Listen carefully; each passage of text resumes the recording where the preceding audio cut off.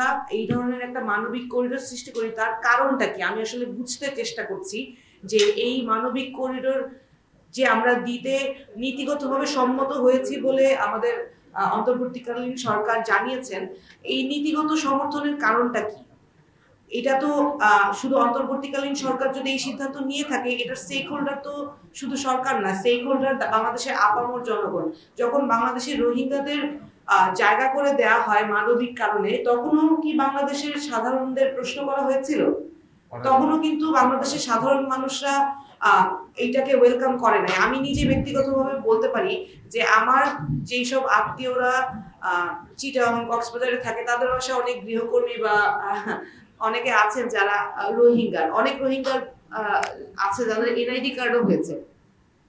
তো এই ধরনের পরিস্থিতি যখন আমরা কন্ট্রোল করতে পারি নাই, এখন অনেক ইয়াবা এবং মাদক আসছে মায়ানমার থেকে আমাদের এখানে, সেই পরিস্থিতিতে আমরা এই জিনিসটাই কন্ট্রোল করতে পারি নাই। সেখানে একটা করিডোর দিয়ে আমরা সেইখানে আমাদের কি সামরিক বাহিনী এতটা স্ট্রং, বা আমরা যদি ইউএন এর থ্রু আমরা এই করিডোরটা ম্যানেজ করি, সেটা কিভাবে ম্যানেজ হবে, এটা তো একটা বিস্তর আলোচনার বিষয়।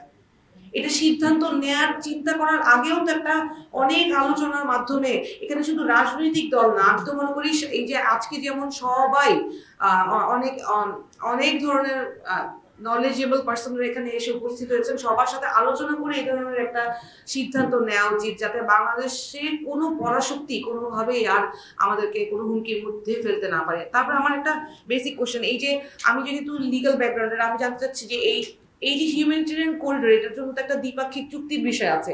এই চুক্তিটা কার সাথে হবে?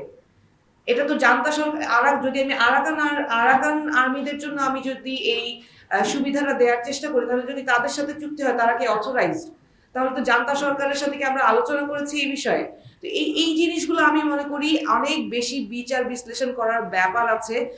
আমরাও আমাদের দলগতভাবে যখন বিষয়টা জানতে পারি, তখন স্পষ্টভাবে জানিয়েছি যে অন্তত পক্ষে, যেহেতু রাজনৈতিক দলগুলো জনগণের প্রতিনিধিত্ব করে, সুতরাং রাজনৈতিক দলগুলোর সাথে আলোচনা না করে এই ধরনের সিদ্ধান্ত নেওয়ার ব্যাপারটা আমরা সমীচীন মনে করি না।